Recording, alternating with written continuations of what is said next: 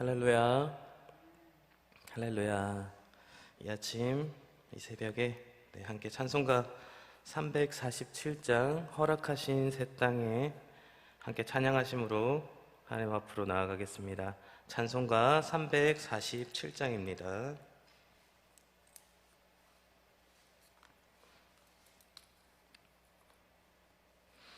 함께 찬양하시겠습니다. 찬송가 347장입니다. 허락하신 새 땅에 들어가려면 마음의 준비 다하여 힘써 일하세. 여호수아 본바다 앞으로 가세. 우리 거할 처소는 주님 품이세. 시험할 난당해도 낙심 말고서 마음의 걱정 버리고 힘써 일하세. 여호수아 본바다 앞으로 가세. 우리 거할 처소는 주님 품이세. 앞서 가신 예수님 바라보면서 모두 마음을 합하여 힘써 일하세. 여호수아 본바다 앞으로 가세. 우리 거할 처소는 주님 품이세. 일할 곳이 아직도 많이 있으니 담대하게 나가서 힘써 일하세. 여호수아 본바다 앞으로 가세. 우리 거할 처소는 주님 품이세.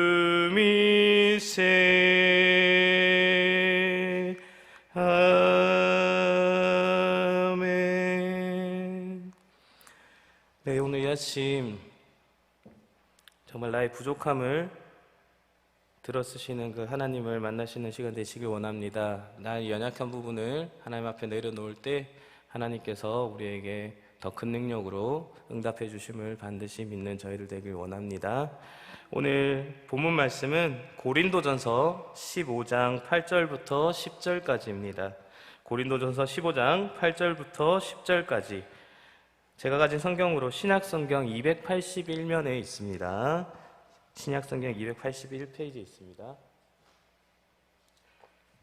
고린도전서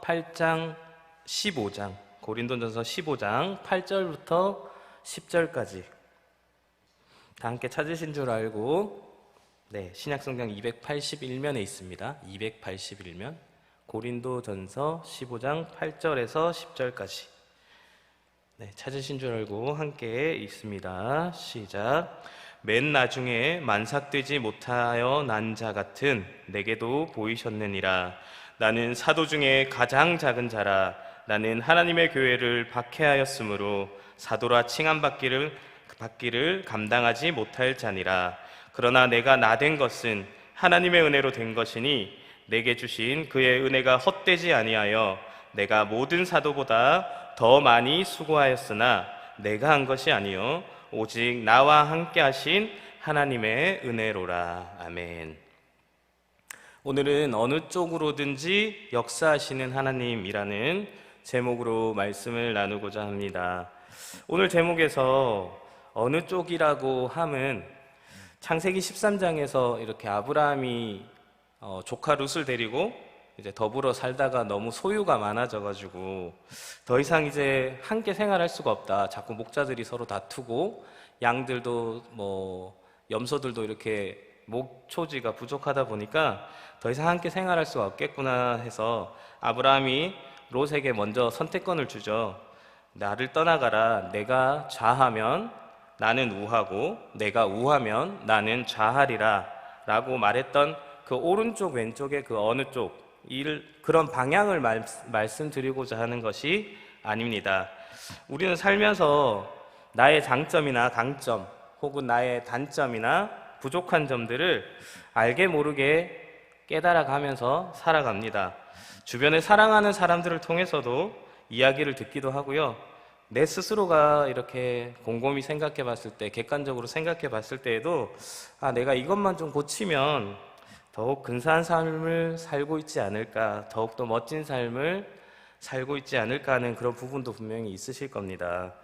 또 반대로 내가 나의 이 장점을 잘 살려서 신앙생활하고 삶을 영위할 수 있다면 하나님께 더욱 영광 올려드리는 그런 예배자의 삶을 살 수 있게 될 것 같은 그런 부분도, 그런 강점인 부분들도 다들 가지고 계실 줄 생각됩니다. 오늘 제목 어느 쪽으로든 역사하시는 하나님에서 이 어느 쪽은 바로 이러한 우리들의 각자의 성향이나 성정, 그런 내 삶 속에 혹은 약한 부분이나 반대로 우리의 강한 부분이 어느 쪽 하나도 버려지거나 매몰되거나 이렇게 부끄러워하지 않고 그 약함은 약함대로 또 강함은 강함대로 하나님의 역사하심 속에서 들어 쓰신다는 것을 의미하고 있습니다. 오늘 본문 말씀인 고린도전서 15장에서 사도 바울은 스스로를 8절에서 두 가지의 단어, 두 가지의 모습으로 자신을 정의하고 있습니다. 바로 첫 번째는 맨 나중에 난 자라는 것, 자신이. 그리고 두 번째는 만삭되어 나지 못한 자가 바로 나 바울이다라고 이야기하고 있습니다. 고린도전서 15장 8절을 다시 한번 읽겠습니다. 맨 나중에 만삭되지 못하여 난 자 같은 내게도 보이셨느니라. 아멘. 먼저 맨 나중에라는 단어를 그 원문대로 그냥 해석을 하면 모든 것 가운데 마지막 혹은 가장 낮은 것을 말하고 있습니다. 바로 우리말로 하자면 그냥 꼴찌라는 거예요. 바울이 꼴찌로. 예수님께서는 다른 예수님의 제자들에게, 다른 예수님의 그 사도들에게와는 달리 바울에게 제일 마지막에, 그리고 바울이 그리스도인을 잡으러 가던, 핍박하러 가던 그 다메섹 도상에서 예수님께서 찾아와 주시고 만나 주셨습니다. 사도 바울은 다른 사도들과 자신이 동등한 입장이라고 생각하고 싶었을 때도 분명히 있었을 겁니다. 하지만 실제적으로 사도로서의 삶의 출발선은 가장 뒤에 있었던, 가장 뒤처져 있던 꼴찌였던 자가 바로 사도 바울이라는 인물이었던 겁니다. 둘째로 주목하게 되는 8절에서의 단어는 만삭되지 못하여 난 자라는 것이 자기 자신이라고 얘기하고 있습니다. 이에 해당하는 헬라어는 액트로마티인데 이 단어의 뜻은 완전한 형체를 갖추지 못한, 미발육의, 몰골만이 있는 이라는 그런 뜻입니다. 성장하지 못하고 뭔가 없어 보이고 이런 모습.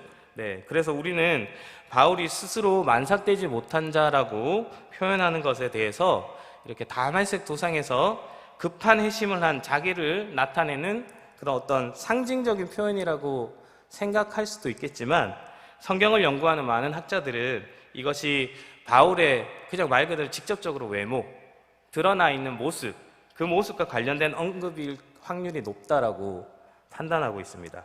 도대체 얼마나 바울의 외모가 시원찮았길래 스스로가 만삭되지 못한 자라고 말을 하고 있는 걸까요?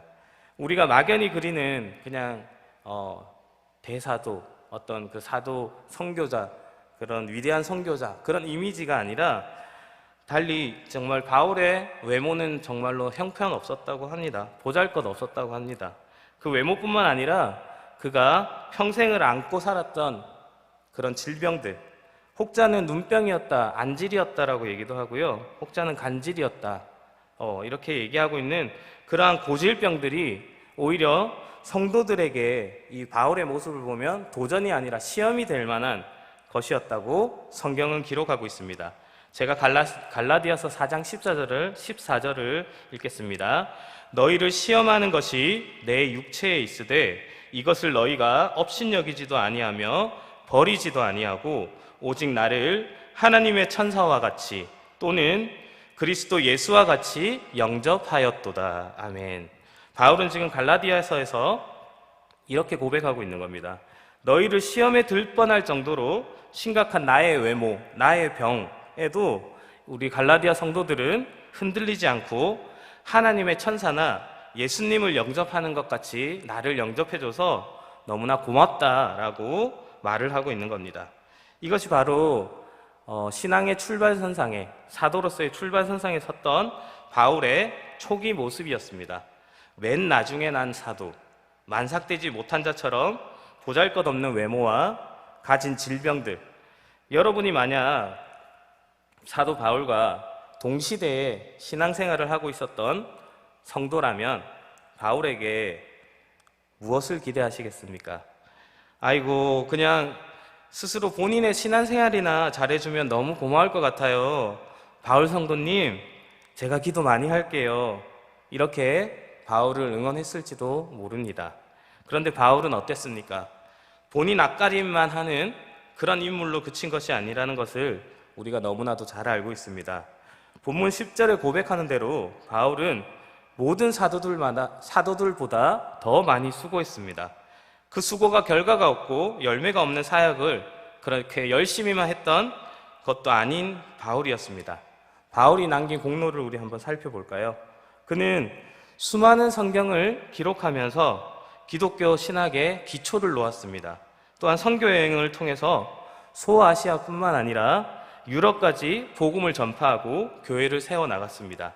누가, 실라, 디모데, 디도 같은 수많은 신앙에 뛰어난 인물들을, 후임들을 길러냈습니다. 이것이 무엇을 말하는 걸까요? 이것이 바로 약한 쪽을 들어쓰시는 하나님의 은혜입니다. 아무리 못난 사람, 부족한 사람일지라도 하나님이 들어쓰시면 이와 같이 위대한 일을 할 수 있음을 우리는 믿습니다. 세상에서 그 어떤 능력을 가진 사람도 할 수 없는 그런 위대한 일을 할 수 있습니다.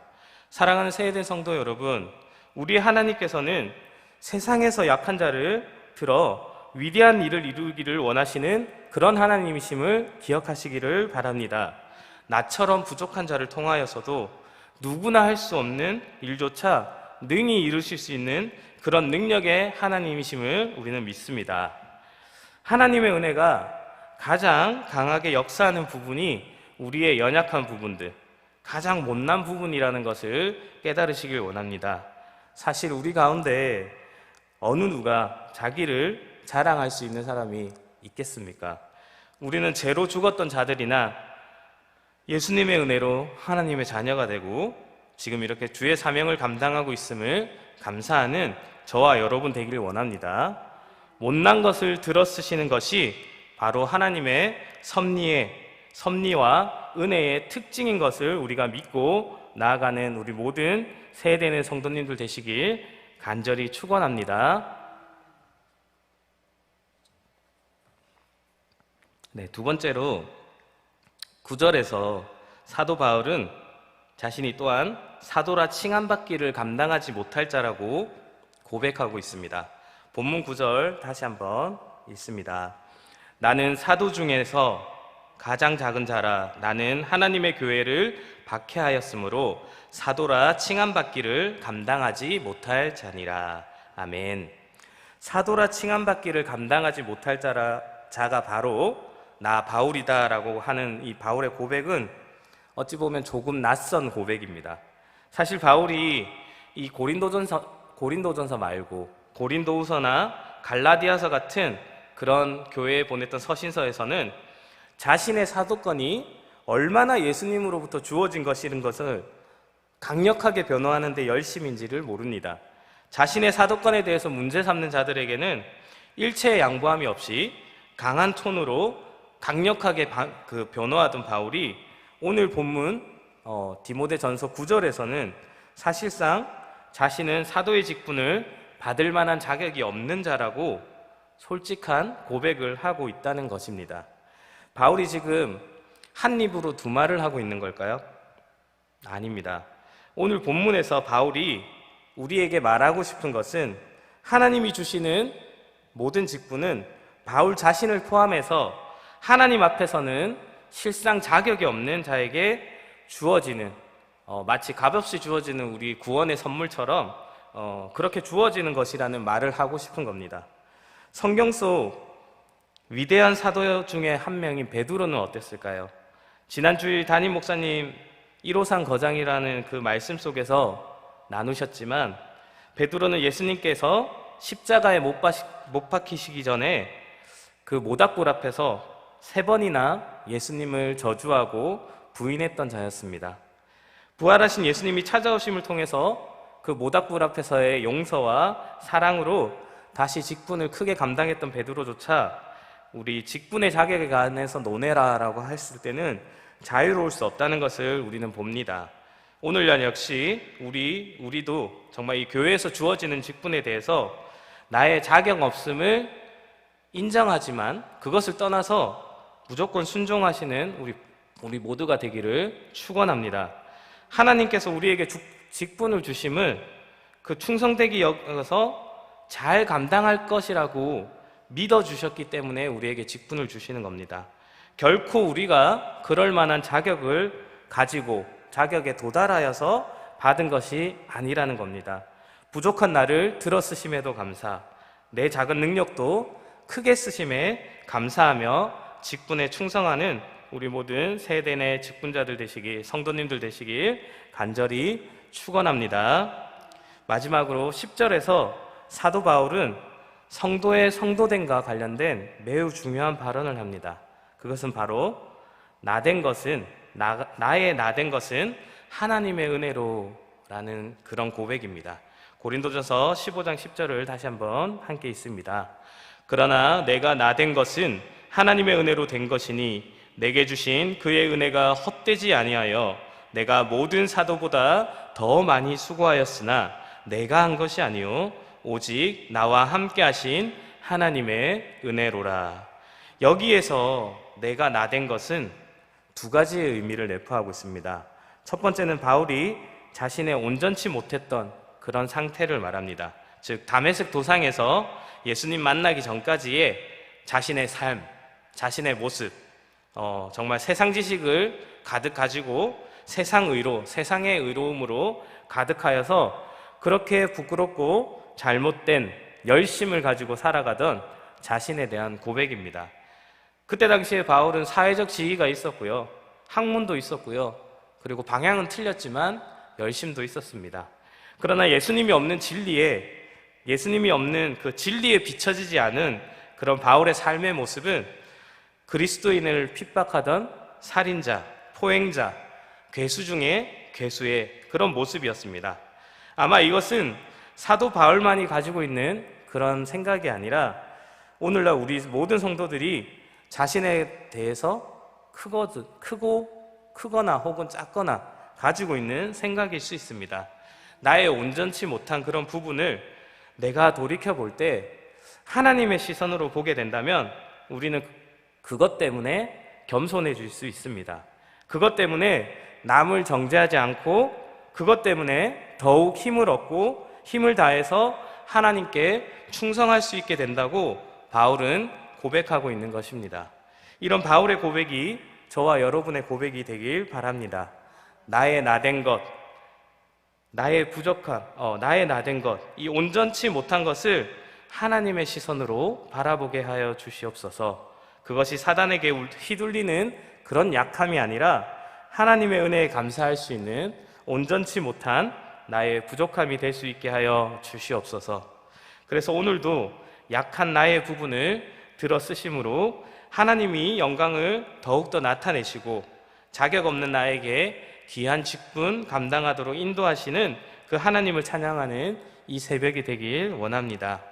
또한 나의 나된 것, 내가 예수님 구주로 모시기 전에 그 부족하고 못난 내 모습을 통하여서 나를 더욱 겸손하게 만들어 주시고 또 주변에 사랑으로 보듬도록 하여 주심을, 또한 하나님께 더욱 충성하는 성도로 인도하여 주심을 기억하며 감사합니다. 함께 기도하겠습니다. 하나님 아버지, 감사합니다. 오늘 이 새벽에 우리를 깨워주시고 하나님 앞에 나오게 하시니 감사합니다.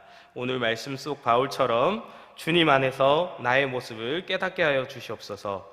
나의 강점과 약점을 알게 하시고 강점을 통해서는 더욱 하나님께 영광을, 그리고 약점을 통해서는 겸손함으로 하나님 앞에 엎드리는 우리 모두가 되게 하여 주셔서 정말 부족한 나를 통하여 하나님의 영광을 드러내시도록 쓰임받는 우리 모든 세대내 성도들 되도록 축복하여 주시옵소서. 하나님, 이 새벽 하나님께 나올 때 예물 드리는 귀한 성도님들이 있습니다. 1,000번째 헌금으로 우리 가정을 지켜달라고 기도해 주시는 권사님 있으시고요.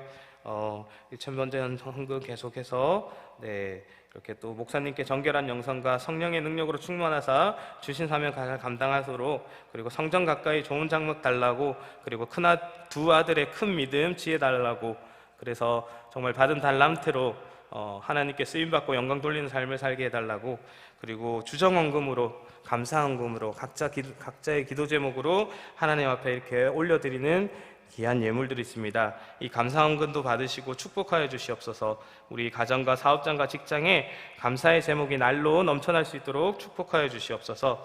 주정헌금과 11조 기타 예물 위에도 축복하여 주시고 정말 이 예물이 쓰이는 곳마다 하나님 영광이 드러날 수 있도록 인도하여 주시옵소서. 사랑이 많으신 예수님의 이름으로 기도드렸습니다. 아멘.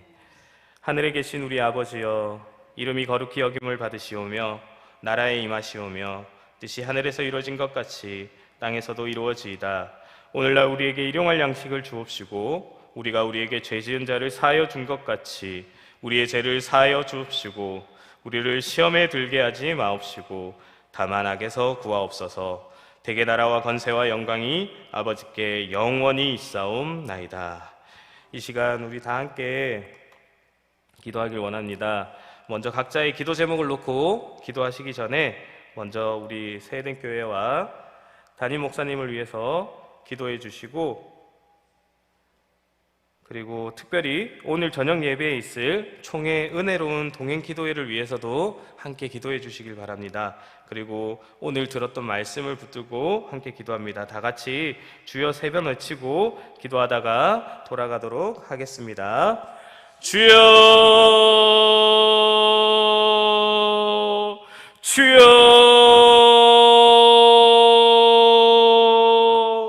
주여,